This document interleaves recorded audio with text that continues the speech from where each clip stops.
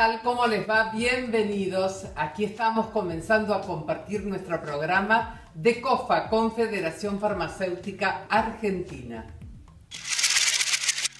Llega la farmacéutica Laura Aguad y vamos a hablar de automedicación. Primero, una definición de la palabra y también preguntarte si hay mucha gente que se automedica. Hola Tete, ¿cómo estás? Sí, lamentablemente son muchas las personas que se automedican. Por eso el rol del farmacéutico es tan importante. Nosotros aconsejamos, recomendamos y limitamos de alguna manera el uso indiscriminado e innecesario de los medicamentos en sí. ¿Qué es la automedicación? La automedicación es toda aquella persona que consume un medicamento que no ha sido recetado o recomendado por el médico o el farmacéutico y que no tiene un seguimiento, ¿sí? ¿Qué significa no tener un seguimiento? Que ni un médico ni un farmacéutico comprueban cuándo empezó, cuándo terminó, cuántos tomó, de qué manera, si además toma o no toma otra medicación, todos los consejos que se dan en base a la toma de un medicamento. Y acá quiero agregar no solamente medicamentos, sino también todo lo que es hierbas, yuyos, como dicen, tomate un tecito. Nada de estas medicinas de venta libre que hacen publicidad o de estos yuyitos son solamente benéficas y maravillosas sin tener un riesgo, sin conllevar algún efecto secundario, si uno no lo toma con responsabilidad, con las dosis adecuadas, con los tiempos adecuados, con un control por parte de algún profesional que nos guíe, que nos diga cuántas veces por día, cómo tomarlos, si tomamos otro tipo de medicamentos que pueda llegar a interaccionar o que consumir en nuestros alimentos que puedan ser perjudicial. Bueno, es muy extenso el tema, pero no por eso es menos interesante. ¿Cuáles son los medicamentos más buscados por la gente? Los medicamentos más buscados son los analgésicos, las vitaminas y minerales, los antiácidos, los digestivos antiespasmódicos, los laxantes, los antidiarreicos, los antigripales y antitusivos y los antibióticos, que nunca faltan. ¿Estos medicamentos son un riesgo para la salud? No son un riesgo para la salud en tanto y en cuanto se use adecuadamente. Si no, sí, por supuesto, nos puede provocar toxicidad, falta de efectividad, interacción con otros medicamentos o alimentos o enmascarar algún cuadro.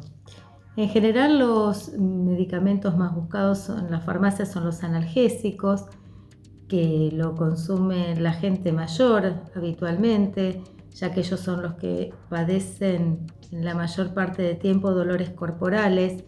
Los efectos secundarios de los analgésicos pueden llegar a provocar hepatotoxicidad, nefrotoxicidad y obviamente trastornos en el tracto digestivo, incluyendo fundamentalmente las úlceras si uno no lo usa adecuadamente. Generalmente vienen acompañados de un protector gástrico, tienen que tener en cuenta de tomar el protector gástrico alejado de cualquier otro tipo de medicación, si no nos le va a hacer el efecto deseado.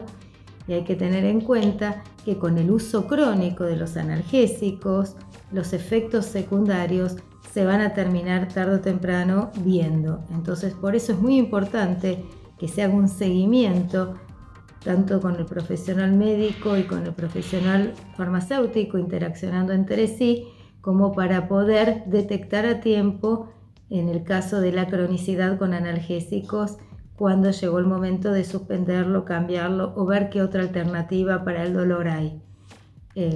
Otros medicamentos que se usan habitualmente en farmacia son los antigripales, sobre todo en esta época del año, donde la gente viene a comprar el antigripal y de paso dice, ay, me voy a llevar un par de tecitos. Tienen que tener en cuenta que los tecitos no es un té como tengo en casa que preparo con miel y limón, sino que es un medicamento que tiene drogas, que tiene un descongestivo, que tiene un analgésico antifebril y que se toma o la pastilla o el tecito. Juntos no, porque se pueden potenciar los efectos secundarios que deseamos que no aparezcan.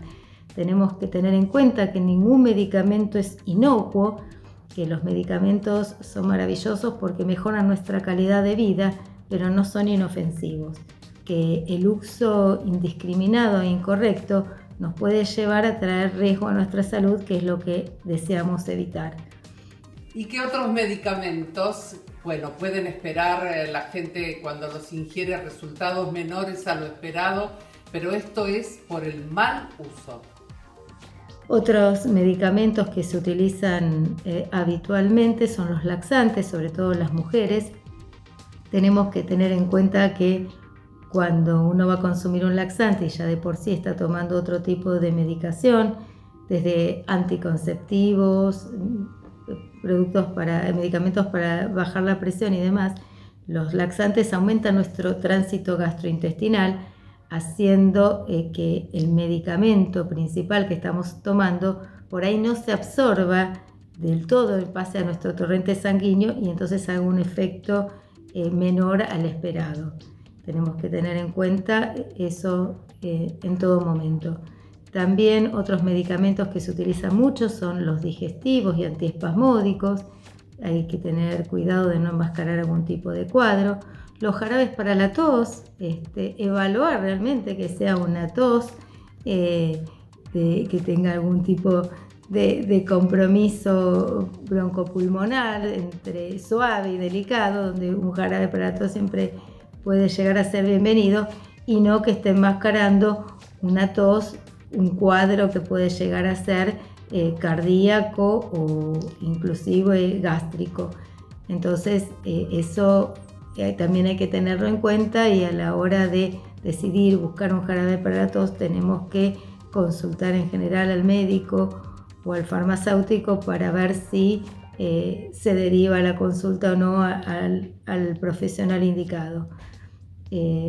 También tenemos muchos consumos de antiácidos, que como ya lo dije anteriormente, hay que tener cuidado en el momento y en los horarios de tomar los antiácidos, que no interaccionen con otro tipo de medicamentos que uno pueda estar consumiendo o tomando. Las vitaminas y minerales son otro de los medicamentos muy buscados. Tanto el exceso como el déficit de las vitaminas pueden provocarnos trastornos. Y tenemos los antibióticos que no faltan. Siempre hay alguien que tiene en la casa algún antibiótico guardado o viene a buscarlo a la farmacia. Tienen que tener en cuenta que los antibióticos no se guardan, se descartan después del uso, que siempre tiene que ser bajo indicación médica, que en general los antibióticos son dados exclusivamente cuando hay un cuadro bacteriano, y muchas veces la gente se equivoca porque le duele la garganta y quiere venir a comprar un antibiótico, y el dolor de garganta no significa que yo tenga una angina bacteriana, sino que puede ser una angina viral, para lo cual el antibiótico no haría ningún efecto, todo lo contrario. Lograríamos de esta manera generar resistencia en las bacterias, y el día de mañana que cualquiera de nosotros necesite realmente usar un antibiótico, no nos va a hacer efecto. Así que con respecto a los antibióticos tenemos que tener muchísimo cuidado y siempre ir a la consulta médica o farmacéutica antes de tomarlos. ¿Y estamos más seguros si consumimos medicamentos comprados en una farmacia? Los medicamentos son seguros solo si se adquieren en farmacias. ¿Por qué? Porque desde que se elabora el medicamento hasta que se entrega al consumidor, hay un profesional farmacéutico que está velando porque se cumplan correctamente cada una de todas las etapas. Además, tenemos una gran ventaja. Si uno va siempre a su farmacia, a su farmacéutico de confianza y de barrio, se va a dar cuenta que en algún momento de la vida, ya cuando entremos en una edad avanzada que necesitamos más de unos cuantos medicamentos, podemos llegar a detectar algún tipo de interacción o aconsejar algún tipo de alimentación para tomar con la cantidad de medicamentos que, llegado el caso, se requieran. Nuestros abuelos pacientes que vienen a las farmacias en general están muy agradecidos de la ayuda que le damos y de trabajar en forma conjunta con el médico para poder detectar a tiempo cualquier interacción, cualquier efecto secundario que obviamente nadie desea que exista y que se pueda evitar. Te ha sido un placer estar con ustedes compartiendo este programa. Gracias, Laura. Si te duele, que sea de risa. Para todas las demás molestias, existe Sertal. El antiespasmódico que alivia malestares estomacales, dolores menstruales, digestivos y espasmos intestinales. Sertal. Qué felicidad sentirse bien. Llega la farmacéutica Viviana Iturritza y le vamos a preguntar ¿qué es la epilepsia? Bueno, la epilepsia es una enfermedad crónica del sistema nervioso central. Es un trastorno neurológico que se provoca por el aumento de la actividad eléctrica en las neuronas, o sea, en la unión que tienen las neuronas entre sí, que se denomina sinapsis. Se producen descargas eléctricas sin control y eso es lo que ocasiona las típicas convulsiones que observamos en la gente epiléptica. Una sola crisis aislada no puede ser considerada epilepsia. Tienen que darse varias crisis para que podamos diagnosticarla. Según la zona cerebral y la causa, las crisis o ataques pueden ser de diferentes tipos. Tenemos la epilepsia que se denomina gran mal, que es la más conocida por todos por las convulsiones que se provocan en alguna parte del cuerpo o en todo el cuerpo. Y también provoca una desmayo, una ausencia, una pérdida de conocimiento. El otro tipo de epilepsia se conoce como petit mal. En ese tipo de epilepsia las personas sienten como que están desconectadas del mundo, que están con un comportamiento extraño, pierden el sentido de la realidad y tienen lo que se denomina aura, como una sensación de premonición. ¿Cuáles son los síntomas y cuáles son las causas de esta enfermedad? Con respecto a los síntomas y las causas, los síntomas pueden aparecer a cualquier edad. Generalmente se da más en los niños y también aparece en los adultos y ancianos. Y las causas de la misma no están totalmente establecidas, pueden ser genéticas, hereditarias. La persona que viene de una familia con padres epilépticos puede llegar a desarrollarla también.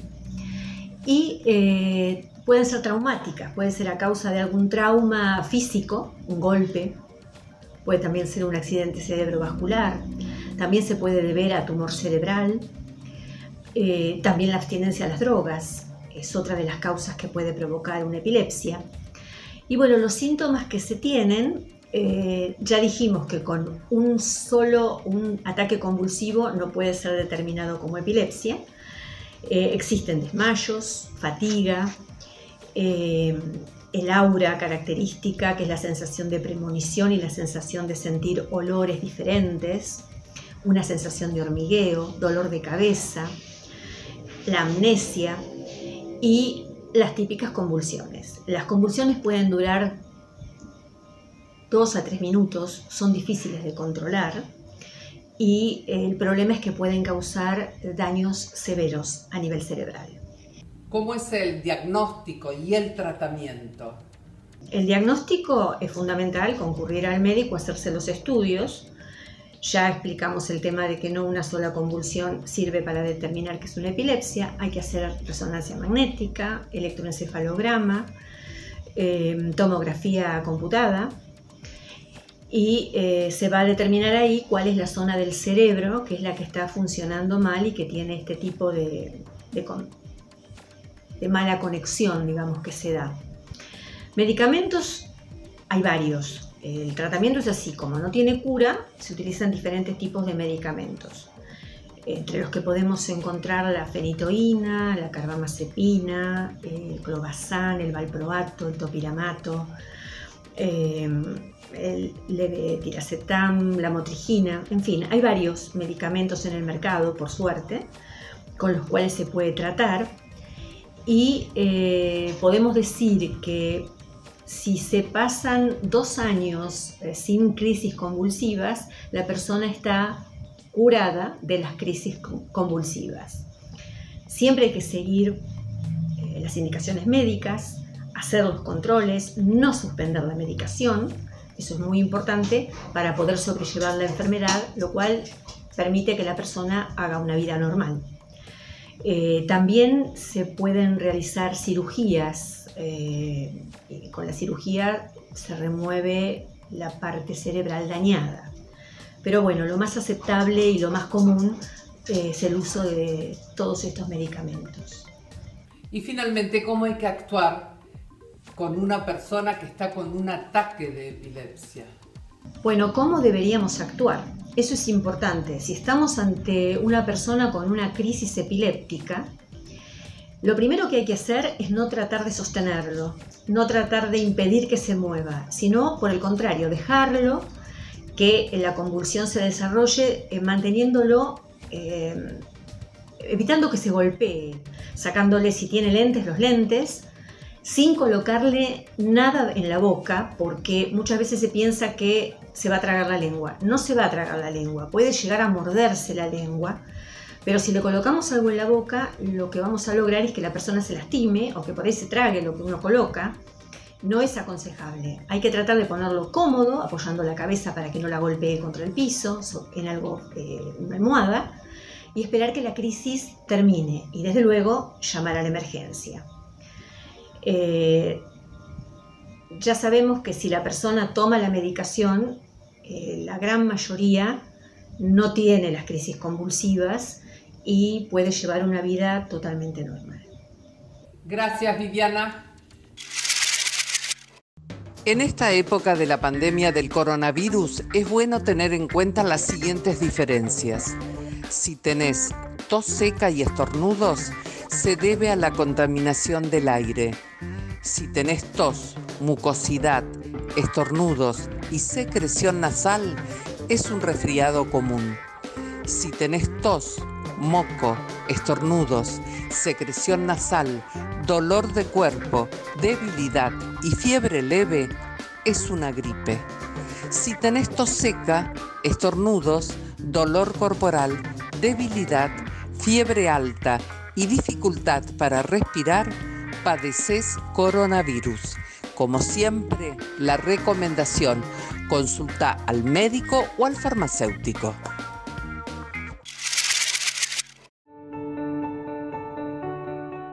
Somos farmacéuticos argentinos, profesionales de primera línea en esta emergencia sanitaria, y estos son nuestros consejos.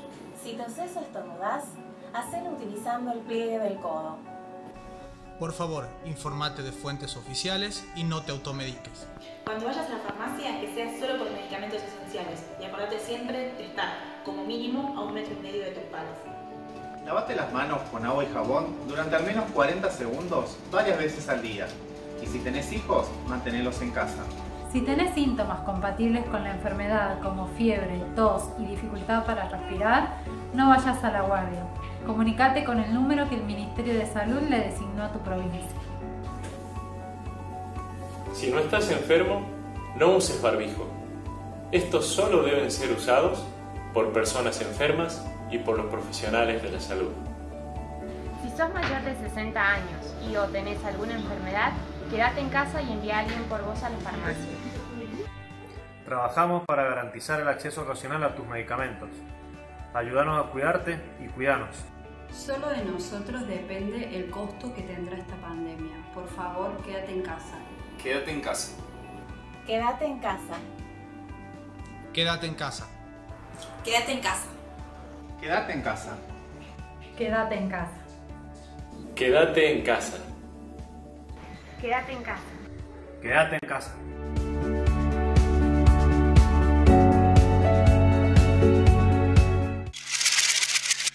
Llega ahora la farmacéutica María Laura García para hablar de un tema muy importante. ¿Qué es la salud digestiva? La salud digestiva se define como el equilibrio entre las estructuras y el funcionamiento del sistema gastrointestinal. Cuando una persona no presenta molestias ni dolores, se puede decir que goza de una buena salud digestiva. El día 29 de mayo es el Día Mundial de la Salud Digestiva, donde el personal de la salud le da a conocer a la comunidad cuáles son las patologías del sistema gastrointestinal, cómo prevenirlas y cómo controlarlas. ¿Cuáles son las enfermedades digestivas? Las enfermedades digestivas se dividen en tres grupos. La de la parte alta del sistema digestivo, donde está involucrado el esófago y el estómago, donde están la gastritis, las úlceras, el reflujo, también puede haber náuseas y vómitos. Es en el momento de la alimentación donde puede aparecer dolor o inflamación y el paciente siente esa molestia en el estómago. También están las de la parte media, donde está el intestino delgado y el intestino grueso. Aquí tenemos enfermedades crónicas como la enfermedad celíaca, la colitis ulcerosa o colitis normal, el estreñimiento, el cáncer de colon, donde el paciente tiene ciertas manifestaciones que debe prestar atención y concurrir al médico para ser tratadas. Y la de los órganos accesorios, el hígado, la vesícula. En el hígado puede haber hepatitis. Hepatitis pueden ser de origen viral o bacteriano. El ejemplo es la hepatitis A, donde para prevenirla debemos tener una excelente higiene alimentaria, en el lavado de manos, en el no consumo de aguas no potables, en el lavado de las frutas y verduras antes de ser consumidas. Y las hepatitis B y C, que son de origen viral, donde para prevenirlas el paciente deberá tener cuidados con el uso del preservativo, con las transfusiones de sangre, con el no compartir cepillos de dientes ni máquinas de afeitar. ¿Y qué debemos tener en cuenta para una buena salud digestiva? Para gozar de una buena salud digestiva se deben tener hábitos alimentarios, como una dieta balanceada. El aumentar el consumo de fibras, aumentar el consumo de cereales, de verduras crudas, de frutas con cáscara. En el caso de la verdura sería el apio, la espinaca, la fruta sería la manzana, la pera, donde está el mayor contenido de fibras. También el consumo de oleaginosas, que sería la palta, o los frutos secos, como las nueces, las almendras, las avellanas. Las personas deben tener cierta pausa al comer. La digestión comienza en la boca, por lo cual una comida lenta y bien masticada va a ser mejor digerida y tendrán una buena salud alimentaria. Otra cosa muy importante es el consumo de agua. Se debe beber por lo menos entre 2 y 3 litros de agua por día. Esto puede incluir al agua en sí, que debe ser potable, o también a otras infusiones, siempre y cuando no considerar para esto las bebidas alcohólicas. Otra cuestión sería la realización de actividad física. Por lo menos 30 minutos diarios o, aunque sea 3 veces por semana, hacen que el metabolismo esté en marcha y que se puedan digerir mejor los alimentos y absorber mejor los nutrientes. ¿Y el hábito de fumar y también el comer comida picante afectan a la salud digestiva? El hábito de fumar hace que disminuya la presión del esfínter que une el estómago con el esófago. Eso provoca acidez y reflujo constante en la persona que es fumadora. Por lo tanto, se aconseja dejar de fumar. También en aquellas personas que tienen inflamación o irritación anal o hemorroides, deberán disminuir el consumo de café y de comidas picantes. Con todos estos hábitos de alimentación y la incorporación de estos consejos, vamos a poder tener una buena salud digestiva. Gracias. Muchísimas gracias, María Laura.